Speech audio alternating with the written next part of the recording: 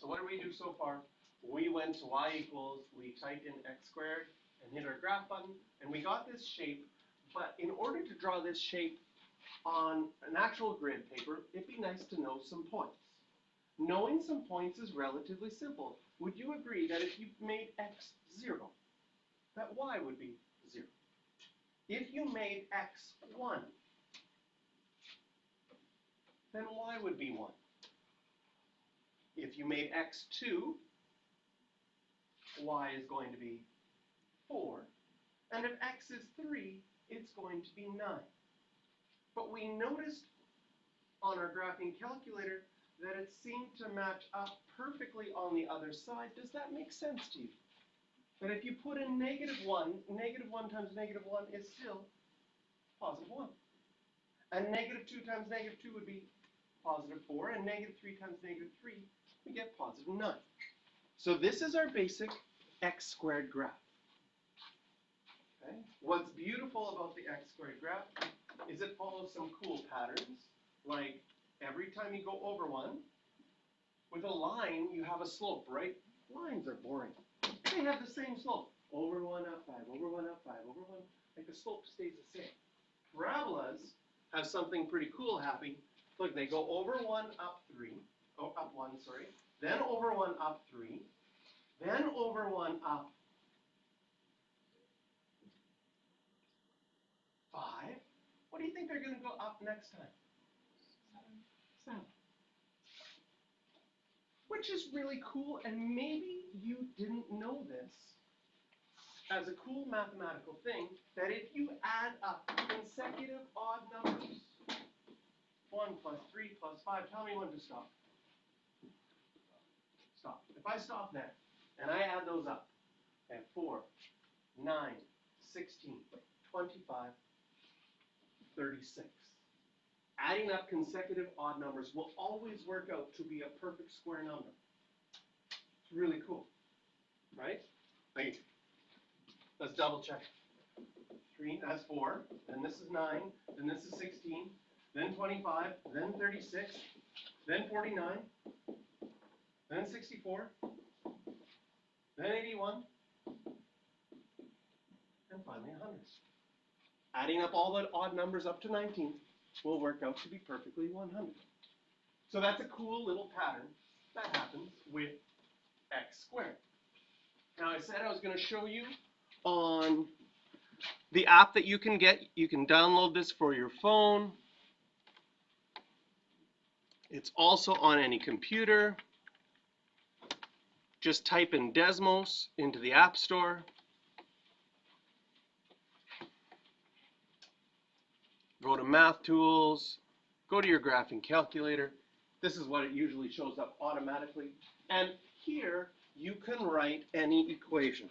So you can go y equals, and we want x squared. You know how calculators used to have the little hat button? The little thing like this?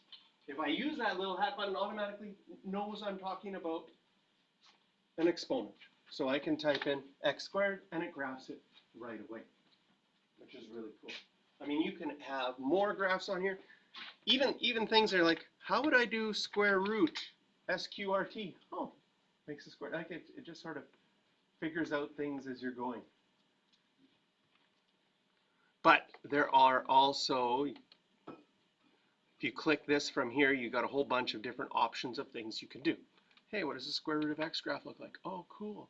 Anyways, you can play around with that if whatever TikTok is getting boring or something. You can go and you can play around with graphs. And you're like, oh, I wonder what my favorite graph is going to be today.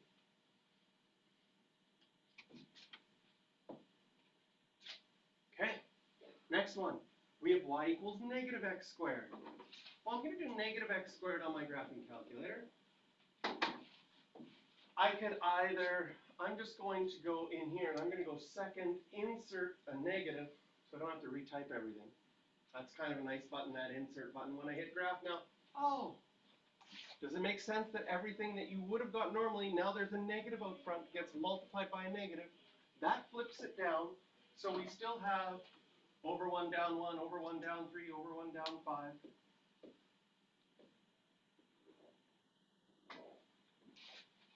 This one was y equals x squared. Now we have y equals negative x squared. Interesting.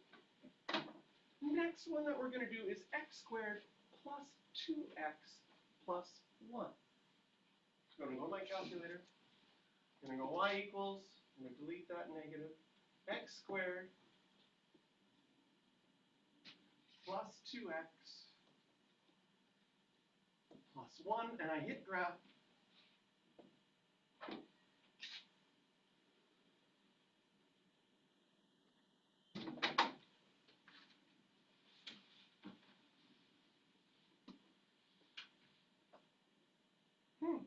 Interesting. Interesting that that moved it 1 over to the left. We're going to try and figure out how that could be helpful, how we can use our discriminant, how we can use factoring, and all of the skills we have to figure that out.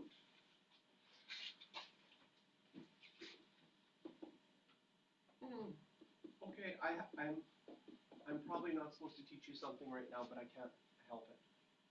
Okay, you can factor that, right? You can factor that as a perfect x plus 1 times x plus 1, so that becomes x plus 1 squared. And if we plug in 0 for y into x plus 1 all squared, we've already completed the square. Can you see that you could square root both sides? And then you would have x plus 1 equals 0. Can you see that the only place that the y is equal to 0 is when x is negative 1. So if you plug in 0 for y, you will find an x-intercept. You learned that already with lines, right? Plug in 0 for y, find an x-intercept. We can do the same thing with these graphs. Does anyone know what these graphs are called? The shape? Parabolas. It's got a nice ring to it. So these are parabolas. And the last one, we have y equals negative x squared plus 2x. We'll graph that in our graphing calculator. Insert a negative. Negative x squared plus 2x. I'm going to get rid of the little plus 1. Hit graph. And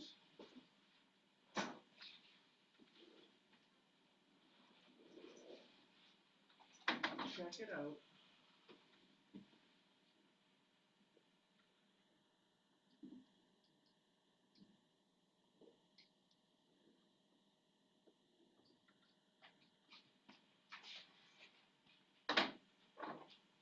If you made the y equal to 0, and on the left side you factored out a common factor of x or negative x, I'll factor out a negative x. Do you see if I take a negative x out of the first one, I'd just be left with x? And if I take a negative x out of plus 2x, I'd be left with x minus 2. And since it's factored in using the zero product property, the two places that would make it equal to 0 are x equals 0 and x equals 2, which are these 2 points.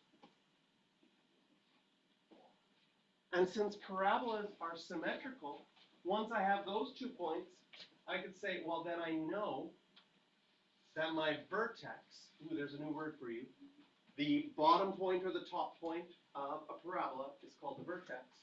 Does it make sense that the vertex would have to be right in between? Next pattern I want you to notice is some of these parabolas we say open up and some open down. Is what part of the equation tells us whether they go up or whether they go down? Yes. The negative in front of the x squared, right? This one had a positive x squared, this one had a positive x squared. They both opened up. This one had a negative x squared. This one had a negative x squared. It opened down. And once I have these 2 points, since it's opening down, does it make sense that I go over 1, up 1 to get that? And then look at over 1, down 3, over 1, down 5. You can use this as a quick shortcut to find your points. And we've got a parabola that goes down. So, we can find our x-intercepts by making y equal to 0. And if you can factor it, then you can find out where your x-intercepts are. We're going to get some parabolas. Can you see if this parabola that's opening up, if I just moved it up a little bit, it would still be a parabola but would have no x-intercepts? We're going to find that those ones, if you try to solve them, it's going to be like when your discriminant is negative. It's going to be impossible to solve because the parabola never touches the x-axis. So this unit is about learning about the parabola, how to graph it, and how to get some shortcuts for graphing. You can always, if you're stuck and like, I don't know how to graph something, you can always plug something in. Like, let's say we're looking at this one, and you're like, I have no idea how to graph it. Well, plug in a number. What happens if you plug in 0 for x? What would y equal? 1. You see that that shows up right there on our graph. You can plug another number in. What happens if I plug in 1? 1 squared plus 2 times 1 plus 1? 4. Does that match up perfectly? Yes, that point's right there. So we can always just plug in numbers and find out values that are on our graph. Okay? The problem with plugging in numbers is sometimes it's tedious. So we're also going to learn, hey, what are some shortcuts that we can use to graph? I already showed you one shortcut with the 1, 3, 5. Okay, we're going to learn other shortcuts as well as a way to start. So, first of all, some definitions. On the next page, take out your highlighter, and we can highlight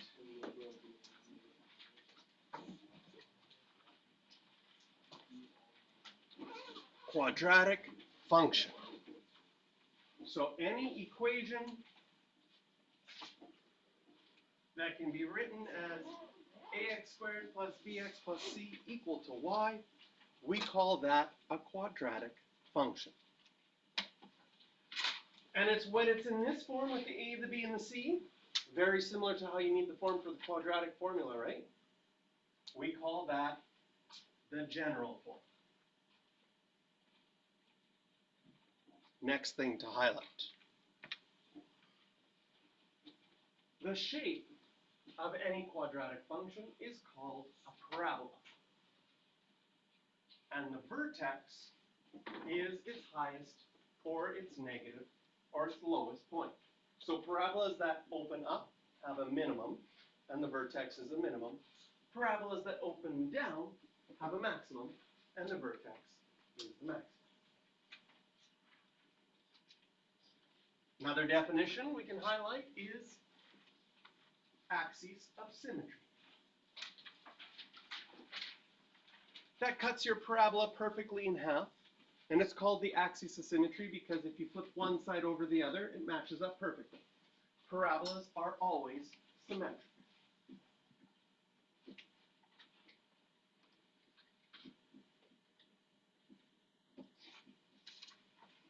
And we saw this already, that if the number in front of the x squared is positive, it opens up. If the number in front of the x squared is negative, it opens down. So I don't know, maybe you want to highlight that. Coefficient is positive, opens up. Coefficient is negative, opens down.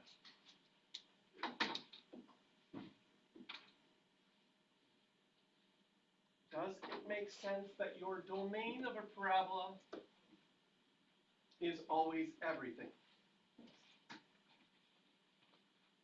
But your range will depend on where your vertex is.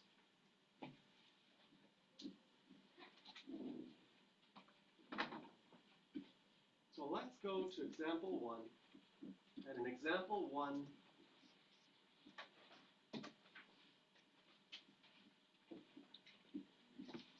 we're going to draw a graph. We're going to graph 2x squared plus 4x minus 6. And all we can do right now is think about some points. So I'm going to draw a grid on here. And I'm going to draw a little table of values right here. And we're going to see if we can figure out some symmetry. And we're going to figure out some points. First of all, based on what we've done so far, you should know a few things. You should know whether this opens up or opens down. What do you think? It opens up because in front of the x squared is positive, right? A very, very, very, very, very easy point to always find is your y-intercept. I love doing this math. Plug in 0 for x. What do I get with y? You see that would be -6, super easy. 0 times 2, 0. Plus 4 times 0, still 0. Minus 6, you would get -6. So my first point, I can grab 1, 2, 3, 4, 5, 6. Does it make sense that having one point on a parabola is not very helpful for graphing the whole thing? I need some more information. So I would suggest plug in points until you see some symmetry. What happens if I plug in 1? I'm going to get 2 plus 4, 6 minus 6, I'm going to get 0.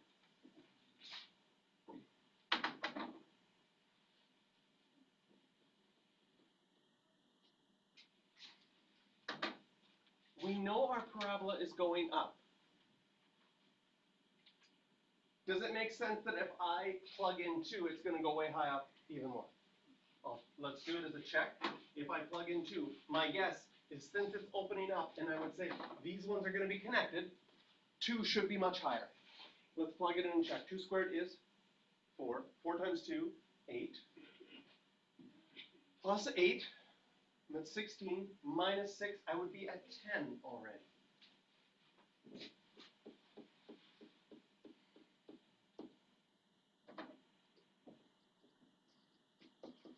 As far as symmetry goes, does it make sense that if I keep going to the right, it's just going to keep getting bigger and bigger?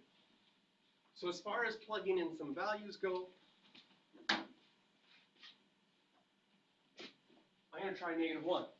And then I'm going to try -2 and see what happens. How's your mental math feeling today? -1 squared times 2 plus 4 times -1 minus 6. What do we get? So it'll be 2 minus 4 minus 6, -8.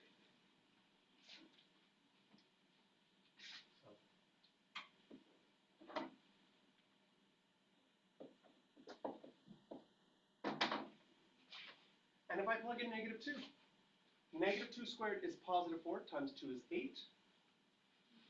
This will be -8. That's at 0. Minus 6. Minus 6. Oh, and this makes me happy because at this moment, I found my symmetry. You see that the -2 and -6, and we have 0 and -6. We have our symmetry. In fact, you now don't even have to do mental math. Okay? If these two are symmetrical, then if I am 2 away from my, would you agree then if these are symmetrical, then I'm going to draw it with a red pen. This is my axis of symmetry at x equals -1. Because that's where it's symmetrical about. So if this one 2 away is at 1, 0, can you see without a calculator using symmetry, oops, that's not blue. You would have -3, 0. And using symmetry, if this one's 1, 2, 3 away from my axis of symmetry, I should be able to go 1, 2, 3 away on this side and get -4, 10. You could double check that. You can plug in -4 for x. I guarantee you will get 10. And we have our parabola. We always draw arrowheads on the end to say that it keeps on going. This is our parabola. Did we find our intercepts? Yes. So for intercepts, you will have a y-intercept. We found our y-intercept to be 0, -6.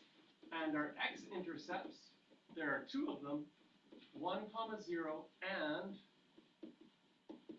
-3, 0. colors here. What is our vertex?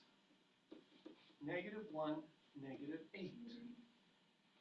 Now I'm going to show you something, and I'm going to see if you can figure out why this happened.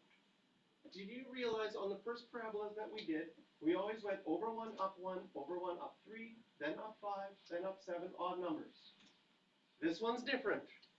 This one went over 1, up 2, and then over 1, up 6, and then over 1, up 10. So it went up 2, up 6, up 10. Instead of going, the normal was up 1, up 3, up 5. How can that be explained? What do you think? There was a 2 before the x squared, which doubled things. Then it shows up in the equation. The pattern of the 1, 3, 5, 7 now is 2, 6, 10. And if you wanted to find the next one, instead of going up 7, you'd have to go up 14. Oh. Parabolas just have way too many cool things and patterns happening. Axis of symmetry, we figured out that as soon as we saw symmetry, your axis of symmetry is right between. So that made me super happy once I had 0, -6, and -2, 6. And then using the 2, I could have figured out the vertex right away. So there's lots of patterns and shortcuts that we can see and we can use. The domain is always easy on parabolas. The domain is always everything. But the range depends on the vertex. In this case, can you see that it has a smallest value? The smallest value is -8, and then it goes up forever. So we would write our range as the y values are always going to be bigger than or equal to -8. Okay. Questions for practice. 4, circle 4, 5, and 7.